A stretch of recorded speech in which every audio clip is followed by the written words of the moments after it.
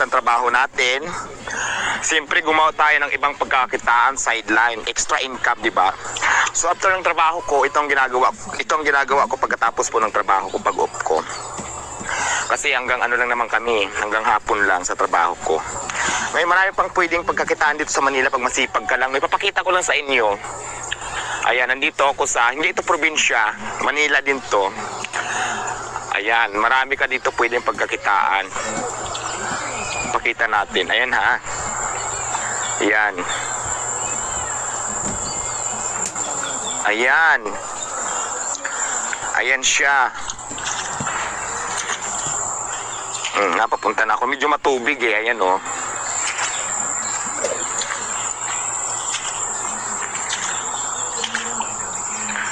Pagkatapos dito, ayan na, kailangan dandahan ka lang kasi maraming janitor fees dito. Baka mamaya maapakan mo yung janitor fees, mag-away kayo. Ayan. Nakikita nyo ba yan? Bangka, di ba? Ayan oh.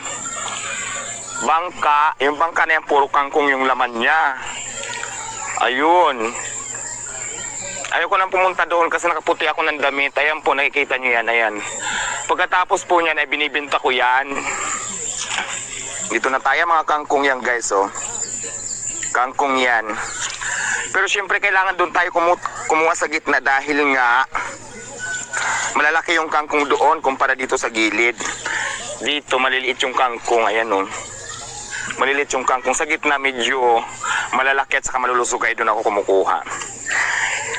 After ko kumuha ng mga kangkong, naka-standby lang yan doon. Titingnan ko naman ngayon yung aking isa pang discarded dito, ano. Ayan, papunta na tayo. Ayan, ayan. Nakikita nyo ba yan? Nakikita nyo ba yan? Ayan.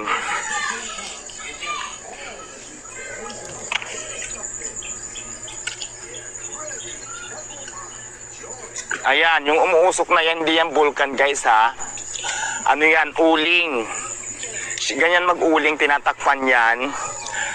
Tapos, pag wala ng usok, mga 1 day na siya, wala ng usok, inabot siya ng 2 days.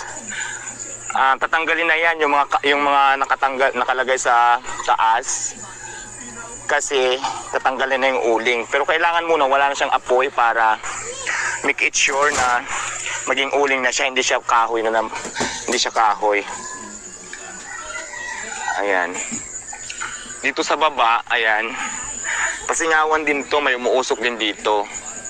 Pasingawan ng usok. Kasi kailangan guys, para dire-diretso yung kahoy sa loob, kailangan may mga sumisingaw, katulad niyan sa itaas, di ba umuusok, kailangan may sumisingaw dyan para dire-diretso po yung apoy. Pag wala nang umuusok dyan guys, pwede mo na siyang buksan, ilalagay mo na sa sako at i-deliver mo na sa mga suki natin sa palengke, ano. So yun lang, pinakita ko lang ang aking daily routine dito. Sa umaga, trabaho, tapos pag uwi ng hapon, manguha ng kangkong at mag-uling pagkatapos, di ba? Siyempre akyat na ako dito. Ayan. Tapos pagkatapos na ako mag-uling, tapos na ako mangangkong, ayun, nakita mo yung mga sa taas, mga lalaki yan. Aurahan mo na yan ngayon yan. Siyempre kailangan maligo muna ako, magpaganda muna ako, mag-make up muna ako, di ba?